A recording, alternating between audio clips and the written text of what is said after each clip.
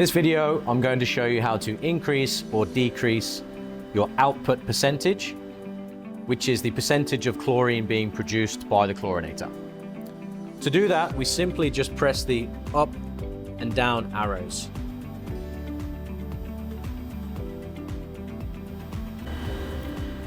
The reasons why we may need to change this percentage could be from our water test telling us that we may have too much chlorine being produced or not enough, or we may have to increase it or decrease it depending on season.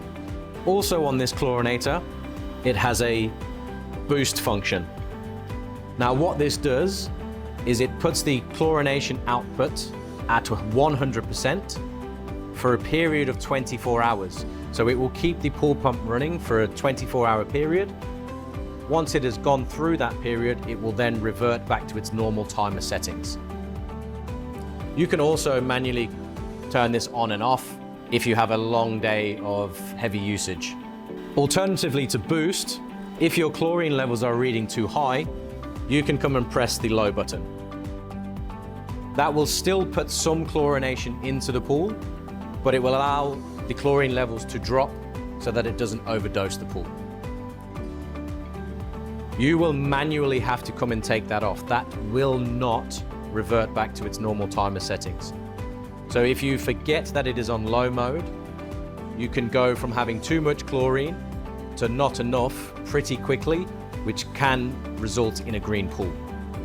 So please remember that every time you put the low mode on, you need to remember to test your water daily until the levels of chlorine are safe, and then remember to take it off.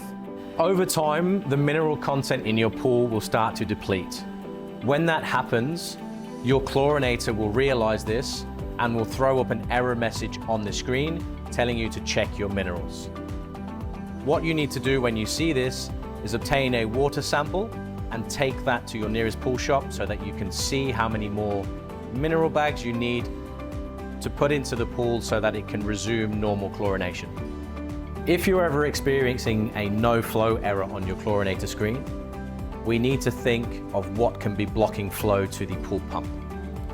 So the first thing that we need to do is go back to the pool itself and check our water level is above halfway on the skimmer as a minimum.